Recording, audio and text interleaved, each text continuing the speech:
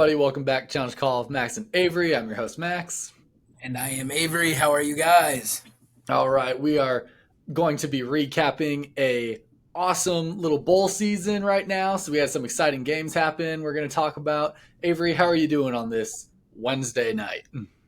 Oh man, I'm okay. How are you? I'm doing good.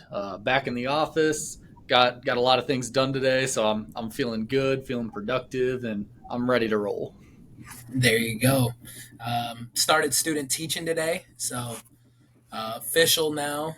Like going to like prior, it was like practicums where it's like 2 hours a day, 3 hours a day.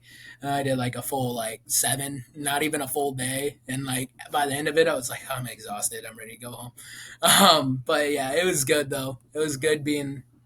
Finally feeling like I'm one step away from like actually being a teacher. So that's nice. Yeah, you're on that official last little next year. Next year you'll be teaching. Next year, probably in the summer. To be honest, like if I can get hired and someone's like, "Do you want to teach summer school?" I'm gonna be like, "Yep, sign me up." That's probably like my mindset because I do not want to work where I work right now. Fair enough. Get started as soon as you can. But that being said, we will roll into our topics we got going on today. We're going straight into our bowl games, starting off with the unfortunate loss Iowa put up against Tennessee. Tennessee won it 35-0. Iowa's offense is bad, but that game was something else. Yeah, that game was awful. Like at the end of the day, it was like, why did we even show up? Well, we didn't. We didn't show up. Like that's the point of it. Our defense didn't even show up. Then we were facing a freshman quarterback, and I don't even know the Tennessee quarterback's name. It's hard to pronounce, but he looked good for a freshman. He did look like good. He looked really good. I mean, he was a four-star recruit, wasn't he? Like coming out of high school. So yeah, he looked really good. Obviously, we were missing Cooper DeJean like we have been all season and stuff too, so that doesn't help. I forget. I think we just had a few transfers. I don't think we had any true like opt-outs for the NFL. But yeah, that hurt.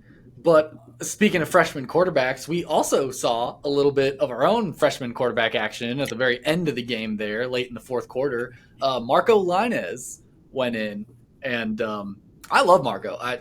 He's one of those guys like from the summer that he's got a really good attitude. He's a really good guy, and I think he's going to be absolutely great for the program if he hopefully stays in Iowa for his full term. For sure, yeah. So I'm not gonna lie, I turned this game off at 21-0. I was frustrated. Like going out, we would go down 21-0. What was that? Like just the start of the third quarter? Yeah, and I was like, this is embarrassing. And I didn't watch much of the third. And then you told me, hey, we benched Deacon Hill. I'm like, all right, let me throw it on a little bit. And threw it on. He didn't look bad. He was very inaccurate, but he's also a freshman. So that makes 100%. He's a freshman, and he just got thrown into a game, like literally just like had not played a single snap all season long. This is the very, very first chance he's getting to like, hey, like you're going to play a game against a ranked opponent, again, with nothing else to say against a ranked opponent. And sure, yeah, he didn't throw like a ton in general. I'm sure they avoided calling too many passes because they had a freshman in who was taking his first snap of the season. But man, what he did with his feet, like his scrambling was absolutely ridiculous. You know who he reminded me of? And you're going to call me crazy, but very, very unpolished version of Mitch Trubisky. Like 100%. I mean, no offense. Like I'm not saying Mitch was the number 2 pick in the draft. People forget this. Mitch was the number 2 pick. He had a good career in UNC, but that's kind of who he reminded me of. Like he could move, and Mitch could move to a certain extent, and that's kind of what Marco reminded me. He didn't have like the Justin Fields or Lamar Jackson speed getting out of the pocket, but he was elusive. And that was like something I really enjoyed seeing. I'm like, okay, like similar glimpses of Mitch Trubisky back there. But who knows, man? I came away from this game wondering if Kirk Ferentz is done.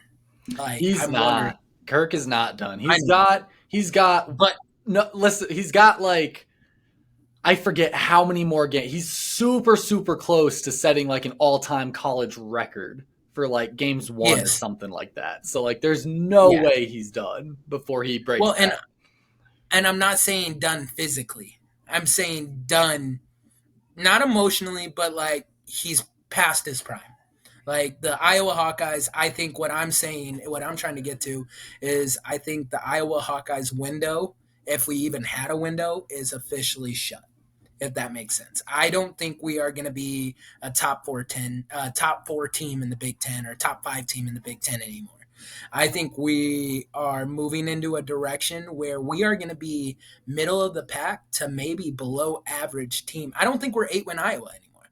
Well, I yeah, but I think that has a lot less to do with Iowa themselves and a lot more to do with the fact that we're bringing in Washington, Oregon, who absolutely beat the fuck out of Liberty in their bowl game, and yeah, USC, who like UCLA. well, yeah, and UCLA, but like those are the three in my head that are like the high level competition that we just brought into. So like, sure, Iowa is going to be on a bit of a decline, kind of struggling like identity wise, losing Brian, and Kirk's going to be gone in a few more years, I'm sure. But I mean, we were going to fall off the cliff a little bit anyway. Like, look at what the Big Ten is turning into.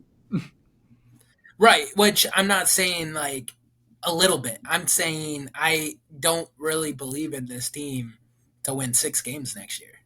Like if they come out and they show what they showed against Tennessee, granted it's a bowl game and you really can't take a bowl game for anything nowadays, but at the same time, like I think what I see is the rest of the Big 10 West getting better. They eliminated the divisions anyways in the Big Ten. So like it's the top 2 teams in the Big Ten. We have Ohio State, Washington, and Oregon on our schedule next week or next year. That's 3 losses. I don't know if we're gonna beat Iowa State. And I'm actually terrified to play Nebraska. And so that's 5 games right there that I'm like, those could all be losses, and that puts us at what 7-5, and one of those Wisconsin or Minnesota games flip the other direction. We're looking at a 6-7 year, Sure. and that's where I'm saying. I'm saying we're not going to be this 8 to 10 win team. I know you're saying we're going to drop off a little bit, but I think it's going to be a bigger Well, drop off than okay, anybody you're realizes. saying seven. I get what you're saying, but like winning 6 games, if we go 5-5 or something, that yeah, that's a little bit of a drop off. That's not like a major huge like From winning you're 10 games saying this year to go into 5-7, and missing a bowl game would be a massive drop off. in 1 year. I'm thinking long term.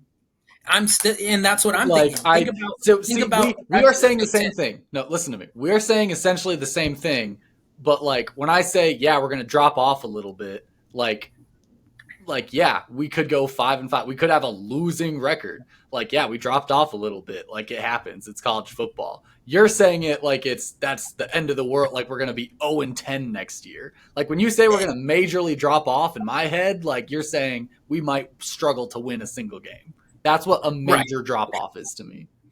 And I'm talking more in the grand scheme of things. I'm talking for the next 5 years, I don't see Iowa touching 9 games Which because yeah, might not which we happen. might not. It Yeah, might not because happen. if you think about it, like we haven't been a player in the transfer portal at all. We haven't got any players committed. I think our recruiting, I don't know, you'll have to fact check me, but we're not in the top 25 for recruiting in 2024 or 2025.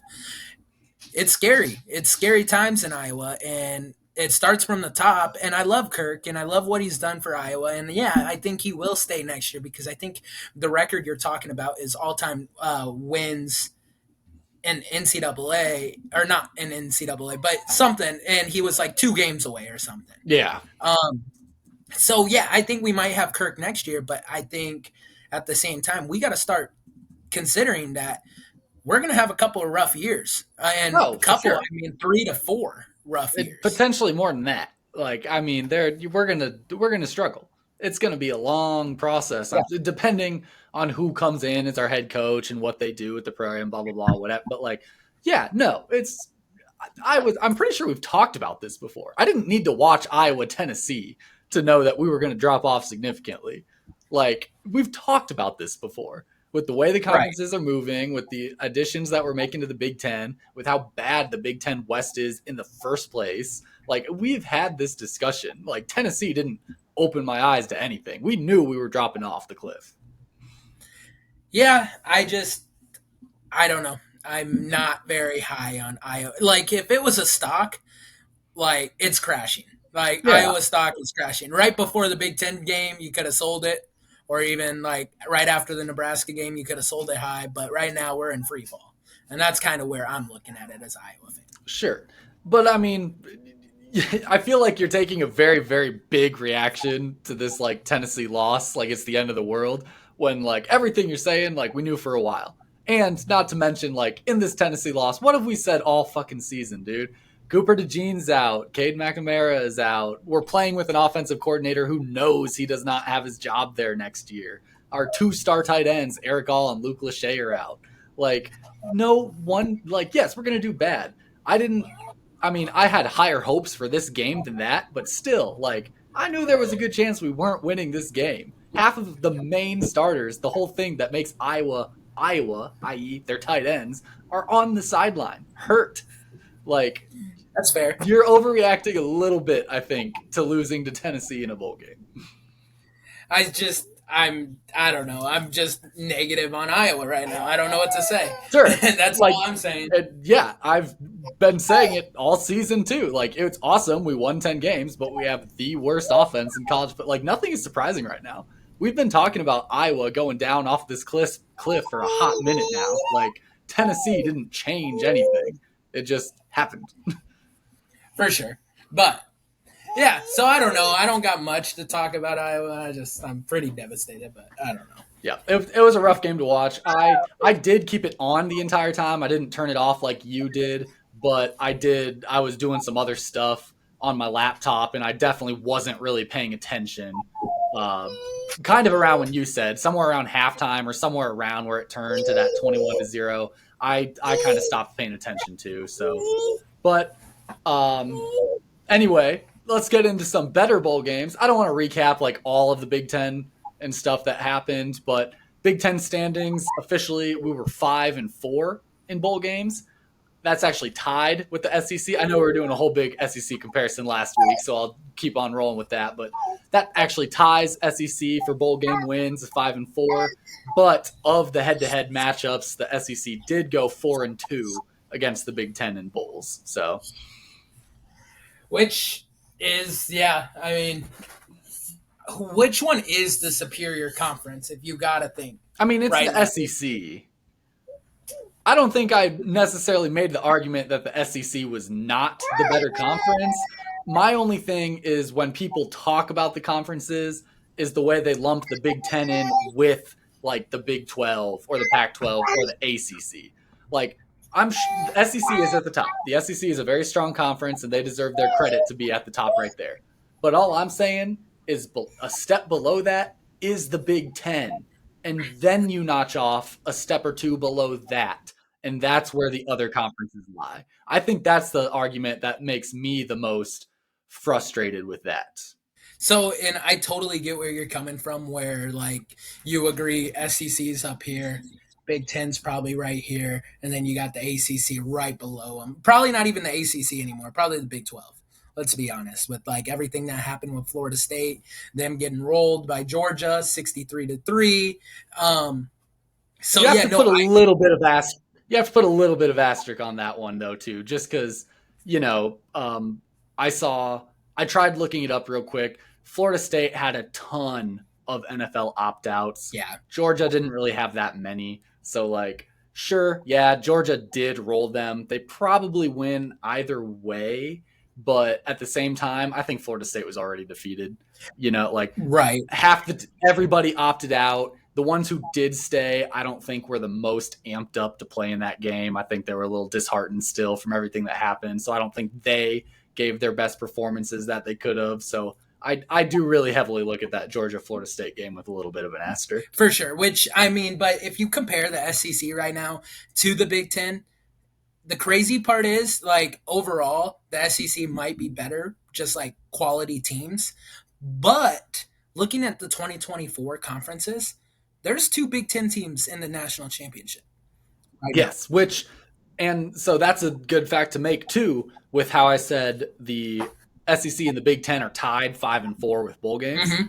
If you include, I don't know or the only one I'm including for the SEC is Texas. I know Oklahoma's joining them too, right? Yeah. Did they win up their bowl? I'm not sure. Yeah. But for the Big Ten, you're correct. You have Oregon, who dominated Liberty, like absolutely dominated. Then you have Washington, who beat Texas, a future SEC school. So that actually changes that 4-2 in that purpose to 5-3. No, 5-2. Yeah, 5-2 at the head-to-head matchup. And then you have what was the other one I'm missing there? Michigan beating Alabama. So right there, you add 3 wins so that the Big Ten actually went, what did I say, 5-4? They went 8-4 right. in bowls if you include the future conference. And the SEC would have gone. Did Oklahoma win that? Oklahoma lost to Arizona at 38. Okay, so there you go. So yeah, so then the SEC went 5-6. Yeah. So the Big Ten, when you add their 3, go 8-4. The SEC, when you add their 2, went 5-6. That's fair. Yeah, and you're right. So I mean, maybe 2023 we're looking at, SEC still the superior conference, but if you're looking at the grand scheme of things and you're looking at 2024 also, you're starting to look, maybe the Big Ten are starting to overtake that, and it shows with this next matchup. Michigan. Well, and hold up with the next matchup and stuff, but I guess, we can kind of get into it a little bit, but I was just going to say, kind of alluding to both of these games, that some of the argument when you talk about superior conferences, sure, we can talk about bowl games, but we've talked about bowl games not mattering and stuff, right? Like, who cares? Like, they're opt-outs, it's wonky, you can't truly take them to heart. Well, the one thing that people have always pointed to as the ultimate factor is the college football playoffs, like the true college football champions. I don't think you can judge a whole conference just based on who wins the college football playoff or the college football championship, because like that's one team. Sure, what's the best team in the country? Whatever conference they're in, you're going to automatically call the best conference. I don't like that argument, but that's some people's argument. And if that's the one that you want to make, let's look at these two games right here. Michigan versus Alabama, Big Ten versus SEC. Michigan won it 27-20. Yeah. In overtime. Which I watched the first 2 quarters of this game. One, it looked at like one thing, Alabama got outcoached. Nick Saban got outcoached by Jim Harbaugh, which is crazy because is this a changing of the guard, especially if Jim Harbaugh stays in college football? Is Jim Harbaugh now officially the best coach in college football right now? Because you think about it, Nick Saban has been the long-tenured best coach in college football for the last, 15 years? And the way that Michigan kind of polarized them in the second half just like kind of like decides everything. I know it was like, but it was the front. It was the front 7 on both sides. Offensive line and the defensive line for Michigan just overpowered Alabama. And it was insane to watch. Jalen Milroe kind of turned a little bit into a pumpkin, especially with that fumble at the end of the game. But that was also play calling. Tommy Rees, the offensive coordinator, definitely did not make a great play call on that. But at the end of the day, the Michigan Wolverines did win 27-20. Well, and you want to talk about the coaching and play calling and whatnot. All of that is somewhat irrelevant to the effect of, like, this game went into overtime. I love how college does overtime. Like, hey, start you in the red zone, fucking go score. Yeah. I absolutely love it. I love that system. I kind of wish the NFL adopted it, at least to a degree.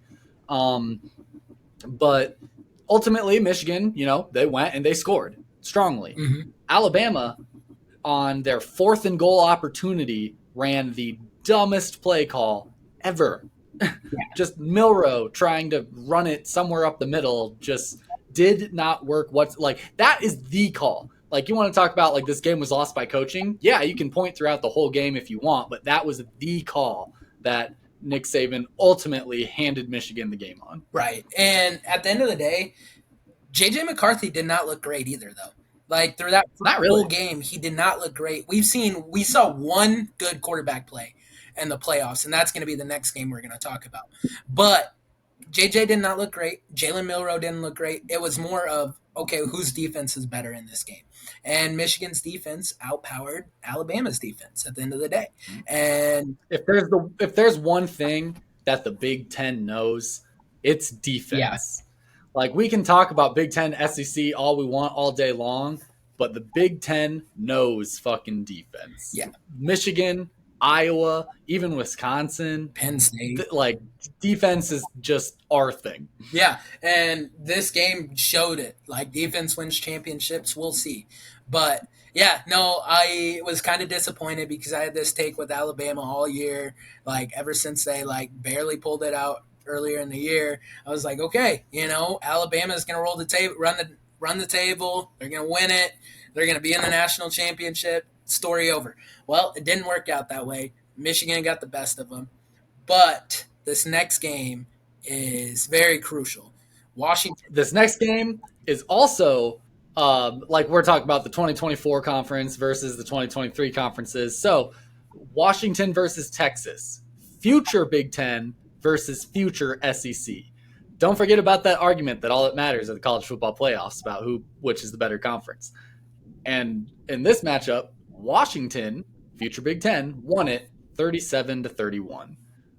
No overtime in this one, but Washington looked good. I'm almost a little surprised. I know Washington is good, but I thought Texas was stood a little bit of a better chance. I mean, they fought back, but they were down a little. They were down a lot by the end. Honestly, they kind of caught up. Yeah, they had to chase to catch up, and that in fact they still almost won this game. Would they have been able to recover an onside kick? But they got down a lot more than I kind of expected middle of the game. For sure. Well, and yeah, you're exactly right. So we talked about quarterback play in the Michigan-Alabama game. One guy that played out of his mind was Michael Penix Jr.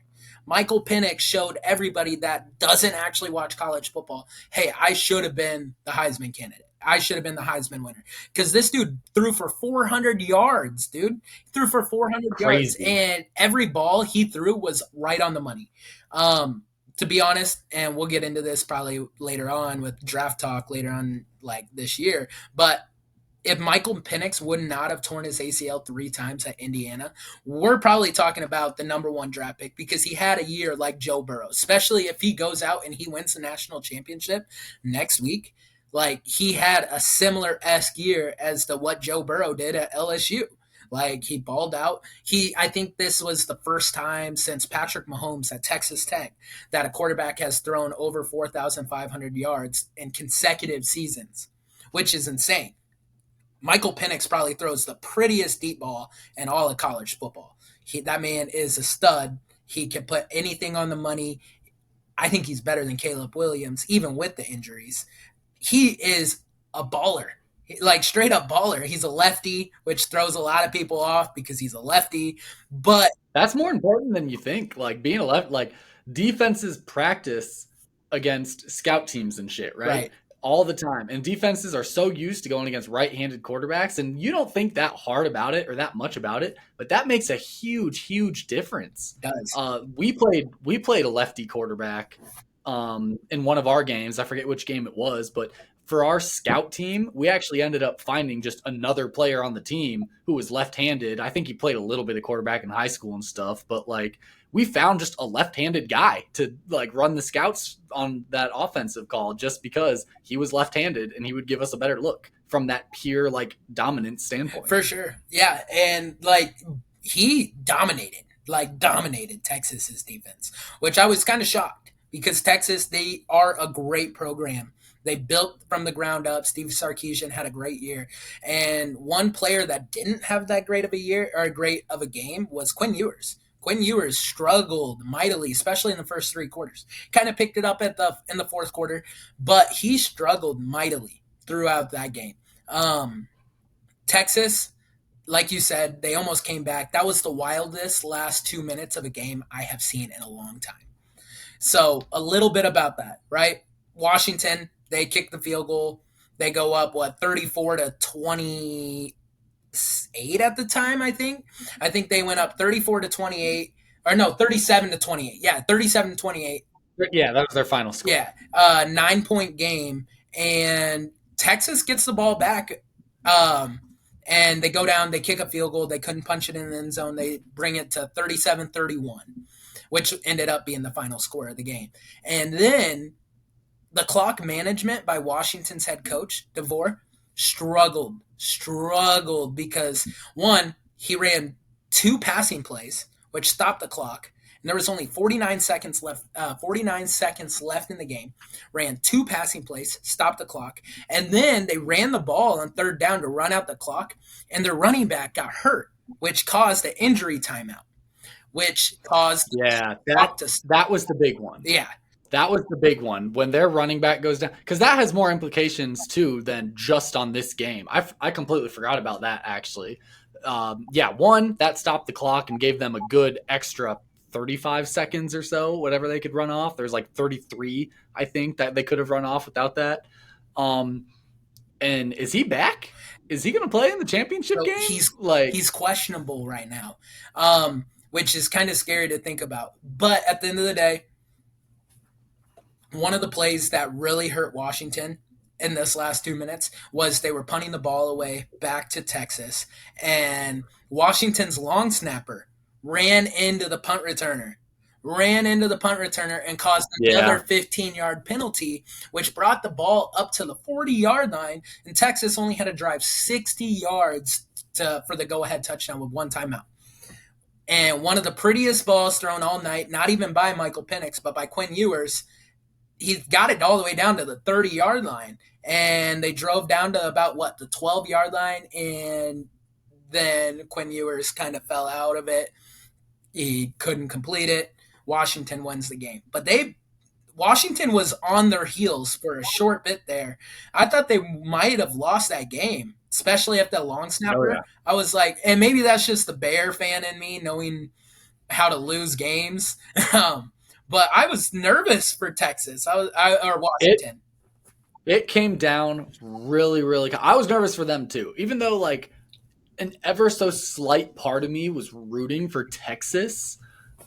I was getting very nervous for Washington because Texas absolutely almost came all the way back, and you got to think there was another injury too. I think there was another player on top of the running back that went down with injury who also got a little banged up or something. I forget if it was a DB. I think maybe on one of the fades Texas ran, but just injuries like that are right at the tail end of this game that are kind of like, you're about to go play number 1 Michigan after this, and you just banged up a couple of your guys good. Yep. So that's got to be nerve-wracking for Washington. Yeah, and so Washington won, and now we have a 2024 All Big Ten National Championship, which is really cool to see. I mean, we've seen an all SEC championship before with Georgia and Alabama, but we've not seen an all Big Ten. And I guess you can't really say because Washington played in the Pac-12 this year, but you can in a way. To be honest, the way Michigan played against Alabama and the way Washington played against Texas, I think Washington's favorites to win the national championship. I feel that too. Aside from the fact that we just said their running back could potentially be here, even if he does play, he just got banged up. I doubt he's as effective or going to be truly 100% after going down like that and being marked as questionable and all that stuff. But so they might be at a slight disadvantage with that. But definitely as far as just, scoring and competition and stuff goes, Washington looked good. Washington had a much more dominating performance, even though it was still close, even though this game was still nearly given up to Texas. Washington overall just looked better. They looked good. Yeah. And they're going to give Michigan some real worries. I don't know. I think Washington honestly might take this one. I kind of want that too. Like you said, Michigan with the whole scandal stuff and just the bad taste in our mouths from beating Iowa in the Big Ten championship. I honestly would love to see Washington win it all. Aside from the fact that, like you said, they're coming into the Big Ten, but technically they are the Pac 12 right now. So we couldn't truly claim the national title in the Big Ten. So that part does put me a little bit on the fence about it because I would love to say that the Big Ten won the national championship. Yeah, and I do too, but I really like Michael Penix. Michael Penix is a beast, and I would love to see him go out on top for a national championship. But we have a very unique national championship. So Michigan hasn't won a national championship since 1997. So as old as us, 26 years. Meanwhile, Washington hasn't won a national championship since 1991. So we're looking at two teams that haven't won since the 90s. And to be honest, I want Washington to go kick that shit out of Michigan. One, because for some reason, if Iowa can win next year against Washington, we just beat the previous national champions. But at the same time, flip side of what we were talking about prior is, fuck, we got to play the national champions next year. That's scary to think about. So, but at the end of the day, I really think Washington is a fun program to root for. They're one of those teams that haven't really been there lately. The last time I think was 2014, and they lost to Alabama like 30-0 and the first round semifinals. So I don't know. I'm actually really rooting for Washington here, man. I feel you. I'd like to see Washington. That would be cool for them. And I support purple. Yeah, and I support blue. Don't get me wrong, I support blue, but at the same time, I love Washington. I love the way they play. I love that. How crazy would it be if a Pac-12 champion went out on their last year of existence, pretty much? And that is the other storyline, honestly. Like the Pac-12 being absolutely decimated after this year, and yet this is the year that they go and they win the national championship. That is actually kind of funny. Well, and it's not even the Pac-12 team that you would have thought either. Like beginning of the year, you would have thought USC, Utah, maybe Oregon, right? Washington was an afterthought. Like you didn't think Washington. Like you're like, oh, okay, like they're good. They're a top 25 team, but they're not I'm going to go win the national championship type team. They're not a top 5 team. And so to see Washington of all 4 of those Pac-12 teams that are leaving the conference, that's awesome to see. And I'm 100% down for it. Michael Penix is a beast. Love the guy. In a weird way, I would love to see him in Chicago, even though we're big Fields guys. But we talked about it. That's what I was just going to mention. That's a part of the reason I want to see Washington win this is because I think it would just be all the more reason for someone not to take Caleb Williams. Yeah. And if we did, for some reason, want to use that first-round pick, I would love to take Penix Jr. Just like that is the much preferred move right there. For sure. But speaking of the Bears, we'll go ahead and get into our NFL right now. We're going to do a little Bears Central segment. Bears most recently just played the Falcons. The Bears won it 37-17, actually putting on one hell of a performance. Justin Fields looked great. DJ Moore looked great. What are your thoughts on this game? Oh man, it was fun to watch. Like 37-17, kicking the shit out of the Atlanta Falcons, which they were a 7-8 team and we were 6-9 going into this game. We handled everything we had to do on our side. Unfortunately, the Bears' playoff chances, the Bears have been officially eliminated from the playoffs. We were eliminated by not the Rams Giants as we thought. There was a tie sequence that could have occurred with the Packers. We'll talk about that when we talk about the NFL games that actually occurred. For sure. And we go through who won what. For sure. But anyway, so the way I looked at this game was DJ Moore looked fantastic, 159 yards on 7 receptions, right? Justin Fields is coming into his own. I think Justin Fields, this was his, hey, I'm your quarterback for the future moment in Chicago. And the fans were cheering, we want Fields. We want Fields. And I don't care what the national media thinks. I don't care if they think Ryan Poles is an idiot for not drafting Caleb Williams. Justin Fields, over the last 17 games, has looked like a potential MVP candidate. And that might say I'm crazy, but look at the stats. Like we've talked about it, the stats don't lie. And the Bears are 5-2 in the last 7 games. Like, Yeah, Justin Fields is definitely turning it on right now. And I think a good chunk of that is also partially in due to the fact that he's stopped caring a little bit. Like you've always said, he was always kind of in his head. He's always an overstressor. He's a worrier. Well, the past few games, or this game at least, I think he commented, he's just playing football. Like he knows there's a chance he's getting traded or getting moved around, or the Bears might take care of. Like he hears all this too. yeah, It's not like he lives under a rock and doesn't hear all the media talk. He hears it all. He knows it all, and he said he's just trying to have fun. yeah, He's just out trying. And look what happens. Like this might be exactly what he needed to kind of get it through in his head. Like, hey, I'm just out here kind of trying to have fun, trying to play football, and look at what you can do. If he rolls the Packers next week, we'd be dumb not to keep him. I agree. I mean, the Falcons might have been the game that, hey, I'm him, but it will be completely solidified if the Bears go out and beat Green Bay next week. Because not only that, it will keep Green Bay out of the playoffs. And that will be fantastic. That would be awesome. But staying on with the Bears a little bit, we do have our Pro Bowl selections and stuff now. The Pro Bowl rosters have been put together. 2 Bears players did end up making the Pro Bowl, both defensive guys.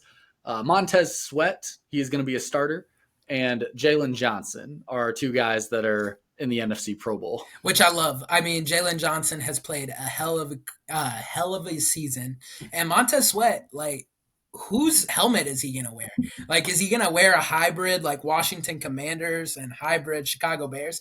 Because he leads both teams still in Week 18 in sacks. He leads the Washington Commanders in sacks, and he leads the Who does he have more with? He has more with the Washington Commanders. He has 6.5 sacks with the Washington Commanders. He has 6 with the Chicago Bears. Okay, so if he gets one, comparable. Yeah, if he gets one more this upcoming week against Green Bay, then it'll be Chicago 7, Washington 6.5, which would be cool to see. Definitely, I think you got to go with Chicago though, because I'm sure it's based on your most recent team, right? Like it's got to be based on like you are in Chicago, you're a Chicago Bear. And I mean, look at the way he changed our defense. Oh, just like look at what happened in Chicago the minute Sweat stepped onto the field. Because it's more about than just his sack numbers. Sure, yeah, he's got 6 sacks here and he has 6.5 in Washington. But look at his quarterback pressures. Look at the way he's affected even our interception rate. Yeah. We have more interceptions in our last 3 games or something, or 6 games, than we had all of last year. It is just absolutely insane the difference that he has made. I think he's got to wear a Bears helmet. You got to go out there in Chicago. Oh, I agree. I do. I was just bringing it up to play devil's advocate. But the Chicago Bears lead the NFL in interceptions right now. Yeah. We have 21 interceptions in the NFL right now, and we lead it. Going into week 6, we had 3, and that's the week we got Montez Sweat. So we had 18 picks in the second half of the year, which is incredible. That outpaces anybody. If we would have had that success, we would not be sitting at 7-9 right now. We would be a lot better than where we are. One guy I want to highlight that did not make the Pro Bowl, but another cornerback and a guy that's coming on strong. And I think he has a good shot at Defensive Rookie of the Year, and Tyreek Stevenson. He is 7th in the league in interceptions right now, and dude's balling. And that just goes the Ryan Poles effect. You think that all this national media thinks that we should have drafted Bryce Young last year, right? Well, we traded him for DJ Moore. We got Darnell Wright.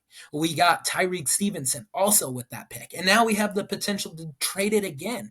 Who thinks that we're not going to trade that pick? Ryan Poles knows what he's doing, and he knows how to hit on players. We talked about it before. Even Tyson Bagent, getting an undrafted guy that's a capable backup quarterback, he knows what quarterback talent looks like. He would not have started Justin Fields even after the 0-4 stretch if he didn't see potential in Justin Fields. Another player that he hit on, Jaquan Brisker, has been playing out of his mind. Jack Sanborn, starter in the NFL after being an undrafted guy. Kyler Gordon is having a career year. Jalen Johnson, Tyreek Stevenson. These players are hitting. And then we've seen flashes from Tyler Scott. So you can't tell me Ryan Poles does not know what he's doing, and it came to fruition against the Atlanta Falcons, and it's came to fruition those past 7 games. It's showing. Yeah, when we got Montez Sweat, it literally changed everything. It absolutely reinvigorated the defense. Yeah. Like, because that is the Sweat effect. Like, all these players are still the same players. Like, you only changed one guy truly, and like, sure, quarterback pressures affect interception rate, and like he can stop runs and whatnot. But there's more to it than just that. There's more to it than just those numbers too, because you're talking about a defense that's dead in the water. They're down on themselves. They're 0-4. They don't really care. Like, it's hard to go out and play when you're getting your asses kicked like that. Yeah. But we pick up Montez Sweat. He goes in, becomes a leader. Matt Eberflus is starting to lead the defense. And that defense, just life came to them. Like, they played with higher energy. They played harder, and they enjoyed playing more than they did in the first half of the season. And that we're seeing the effect that has right there. Like, they're playing out of their minds right now. And so, like, that is the Sweat effect. Like, he comes in and reinvigorates the entire defense, and look at what can change in a whole team just by, morale. Right. Yeah. And I know we've kind of talked about it. I know we have the number 1 rush defense and we have the number 1 intercepting defense. But now we're officially at number 10 for defense. So we're officially a top 10 defense after we really were in the top, like we were at the bottom of the list. We were like 26, 27 for the first 5 weeks of the NFL season. Granted, those numbers are fluctuated with the Kansas City Chiefs 41-10 blowout. I get that. But at the end of the day, we're sitting in the top 10. And so that's just impressive to see. Definitely. That is awesome to see. And just the way they've stepped it up is incredible. But moving on from that a little bit, let's go ahead and talk about. Sorry, I'm checking a couple stuff. We do not have the number 1 rushing defense. We have the number 2 rushing defense. Well, we did last week. We had the number 1 rushing defense last week, so we must have fallen a little bit. But that's fine. We're still number 2 in the rushing defense. It's still solid. It is still absolutely solid. Now we're also number 2 in interceptions too. Wait, how can that be? Yeah, I don't know. I don't know if that's no. We're number 1 in interceptions. Okay. Scratch that. We're number 1 I don't know what it had. Oh, it was ranking it by interception yards or something. Oh, weird. Yeah. Not true pick, but yeah, no, we're 1 in interceptions. But anyway, speaking of the Pro Bowl a little bit, we're going to give a nod to our Iowa players as well. Iowa did have 3 players go to the Pro Bowl. We have George Kittle, figures tight end, Sam Laporta, rookie tight end, who's been killing it in the league so far for the Lions. That is I love to see that. That is awesome to see. And then also Tyler Linderbaum, center for the Ravens. So that's cool to see. Just 3 Iowa players going into the Pro Bowl. I think that's super awesome. We also have 1 Iowa State guy that you can't guess who it is. Brock Purdy, quarterback 49ers. He's also going to be there. So you're telling me it's not Breece Hall? Representing the state. No, not Breece Hall. Okay. Well, yeah. Brock Purdy. Yeah, no. Did you see, I know we're going to talk a little bit. No, we aren't. So the 49ers, they played the Commanders. I know it's not on our list. But Brock Purdy beat the franchise record for the San Francisco 49ers in passing yards ever, which is, you think of the quarterbacks that the 49ers have had, they literally had Joe Montana, Steve Young, 2 Hall of Fame quarterbacks, and Brock Purdy is now number 1 on that list, Mr. Irrelevant himself. So his bad performance, I absolutely love to see that. That is like the biggest underdog story I've ever seen in my life. Tom Brady, Kirk, that I have seen in my life. Okay, that's fair. You didn't start watching football like at 4 like I did. But no, yeah, I was gonna say Kurt Warner, he was undrafted. What are you talking about? But both Iowa, they both went to colleges in Iowa. Both Iowa. Yeah. So yeah, but no, I absolutely love seeing it. I love that underdog story right there and whatnot. I like Brock Purdy. I've always liked Brock Purdy. I like him a lot. I'm excited to see him go have fun in the Pro Bowl. He might not even make it to the Pro Bowl, to be honest, if you think about it. Neither could George Kittle, because if the 49ers win the Super Bowl, those players do not go to the Super Bowl. Those players do not go to the Pro Bowl. That is true. Didn't think about that. Yeah. But that is true. So just a possibility. But we know Montez. That means Linderbaum could. That means Iowa could potentially have 0 players in the actual Pro Bowl. Because if the Ravens match up against the Lions, well, no, not 0, because then Kittle would be there. Never mind. No, But Ravens versus 49ers. Oh no. Oh, but then Sam Laporta would be okay, there. that's fair. So we'd at least have one. And you think TJ Hawkinson, he had a good year. He might make it.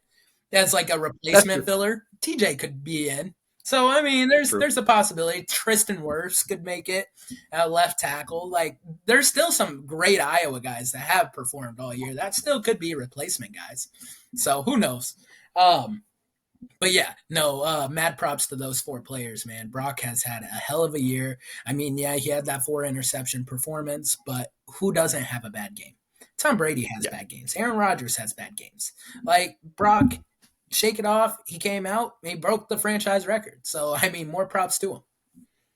Yeah, he's going to be just fine. No, I don't think anyone lost any faith in him whatsoever after that performance. They knew that he was still the guy and he was going to go and do great things, and he did. And speaking of that, we'll go ahead and get into our NFL recap here. First game, Cowboys versus Lions. I actually completely forgot this game was on entirely until our chat started blowing up, and I was like, oh, there's a game on. But the Cowboys did win it 20-19 with a big asterisk by that victory. Yeah, I hated this game. Even though it goes to my record for the week. I don't know if you calculated our records this week. I did. Okay, cool. No, even though it went towards my record of me choosing the Cowboys, this sucked because the Lions deserved to win that game. So Cowboys, they scored, it went 20-13, I believe. And then the Lions had about 1:30 left to drive down the field and tie up the game, which they did. They went down the field, they tied up the game. Jared Goff looked good in that last minute 30. I feel like for some reason, Jared Goff plays his best football with the last 3 minutes left of the game. Have you noticed that? Against the Bears, against the Cowboys, against... Well, it sucks. Now, the Bears... Every quarterback has had their best 3 minutes at the end of the game against the Bears. So I don't know if I would say that's a Lions trend or not. That's fair. But yeah, no, Jared Goff looked good once again with the last couple minutes left of the game. Drove them down. They scored a touchdown. And then that's when the controversy hit. Taylor Decker reported to the referee, or supposedly reported to the referee, and which there is video of him walking up to the ref, and everyone is like, why would he just randomly go up to the ref when the rest of the O-line is back over there? But at the end of the day too, Dan Skipper also walked up with him, so the right tackle. So I could see maybe where a little bit of the confusion, but as a ref, you clarify. That's your job, to clarify. Wait, who's eligible here? I know you guys both walked up here. Who is the one actually eligible? Because they called Dan Skipper, number 70, eligible on this play. And they did not call Taylor Decker. Taylor Decker, newsflash, he ended up scoring the 2-point conversion. The Lions should have won this game 21-20. But there was a flag. And that flag was that Taylor Decker was not eligible receiver, that Dan Skipper was the one that was eligible, and the play got called back. One, I want to give 95% of the fault is on the ref, but there's 5% that's coaching. I mean, you have a heartbreaking play that gets called back, or an awesome play that gets called back, and you go back out and try to do it again. But that's also Dan Campbell's personality. It's his persona. He's a boss. And I mean, to some degree, who's going to cover that same play a second time? True. They just ran it. You're saying, who would ever call it twice in a row? Well, Dan Campbell. Yeah. Because who's going to defend it 2 times in a row when they don't think anyone's going to call it twice in a row? Yeah, and that's fair. But at the same time, it lost them the game. And I hate it because Dan Campbell was frustrated. He was ripping into reporters, not trying to be ripping into reporters, but he was angry after that game, which I don't blame him one bit, because no, I don't blame him one bit, because that is 100% the ref's fault. The ref should know and understand who is eligible, who is reporting, and this game was lost by the ref. When we talk about all this scripted controversy, blah blah blah, what like these are the kind of things that just draw it into question big time.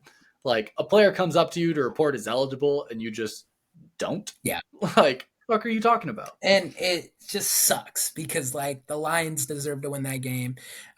Granted, they got a consolation prize with Michigan moving to the national championship. All the Lion Michigan fans, like, hey, you got a consolation prize, but at the same time, it does suck for the Lions fans because the Lions should be sitting at what 12-4 at this time and not 11-5, unfortunately. I mean, they're still going to be in the playoffs and they still have a good shot at the Super Bowl or But anything. The only thing they gave up here is number 1 seeding. yeah, which sucks. I mean, because the 49ers, I think they clinched it this week. Yes. Yeah, they clinched it. So, yeah, they gave up the number 1. But that's a bye week. That's important. That's very important in the NFL. And the Lions, they could be in a two-legged race with the 49ers with week 18 on the line here. But you're right. Like, the only thing they really gave up was the number 1. But that can come back to bite them in a butt. There's been a lot of controversy. I know we talked about is the NFL rigged. There's a lot of controversy of that the refs called it back because they want to see a Rams Lions in the wild card because now officially the 3 versus 6 is Matt Stafford going back to Detroit. I don't know if I buy it necessarily at the but we need one more week. We need one more week to see if that's truly going to happen. But moving on from there, next high-powered game that we had happen this weekend, Ravens versus Dolphins. Once again, the Ravens went out and kind of dominated. They are looking good. They are looking really fucking good. They won it 56-19.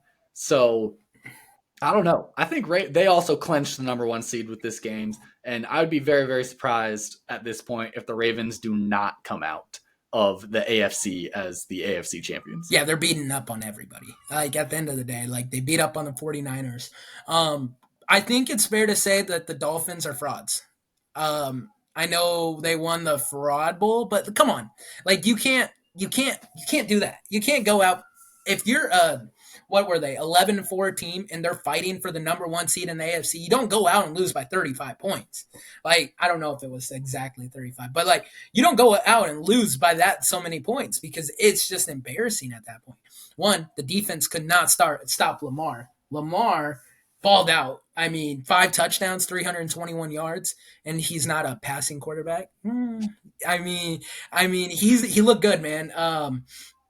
I just don't understand. I don't understand how the Dolphins defense could give up that amount of points. It was in Baltimore. But still, Tua looked rough. Yeah. This whole game, it was just not great by Miami. And I think they definitely did not put on one of their better performances at all. I don't know if I want to call them frauds per se, but I have seen they are 8-2 against below 500 teams and like 1-4 or something like that. Those numbers don't add up, I don't think, but it's something to that effect that they are very, very successful against under 500 teams and 1-4 or 1-3 or something against above 500 teams.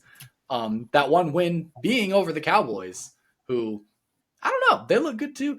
I think some teams just turn it on and turn it off. You know, everybody drops games that they don't mean to drop. But maybe the Ravens. What? This was just a really shit game by Miami, though. Like, you don't play it was bad. You don't play that type of shit game right before the playoffs.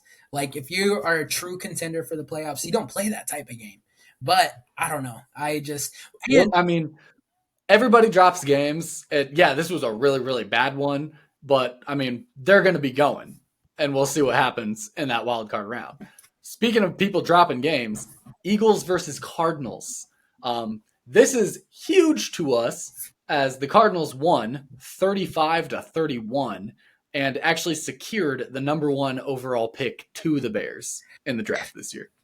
Yeah, I don't know how the Cardinals did this. One, we're talking about frauds a lot with Miami, but I think the true frauds are actually in Philadelphia. They started the year off 10-1, dude, 10-1. They started the year, and now look at them. They're not even going to win the NFC East. Like, they just lost to the 3-12 Cardinals, a team that Chicago just came out last week and smoked. So I mean, at the end of the day, the Bears are better than the Eagles, right? Justin Fields is better than Jalen Hurts. No, I'm kidding.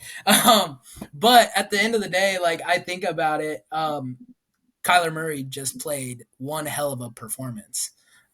Definitely. And the Eagles have so many internal complications right now. Yeah, I was just seeing something that AJ Brown is running his mouth in the locker room and stuff. And just as one of the veteran leaders on the team, when a guy like that is frustrated and pissed off and, is acting that way, like it affects the whole team. it And yeah, does. I was seeing just earlier today that locker room is an absolute mess right now.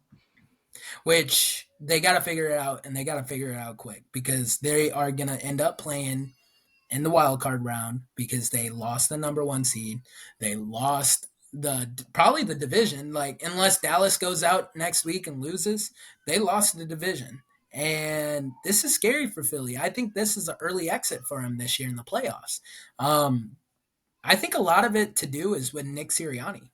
I mean, so mad credit to Jonathan Gannon, the Cardinals head coach. I mean, he was the defensive coordinator for the Philadelphia Eagles last year. He went to the link. He beat the Eagles. He beat his old team that he was the DC for.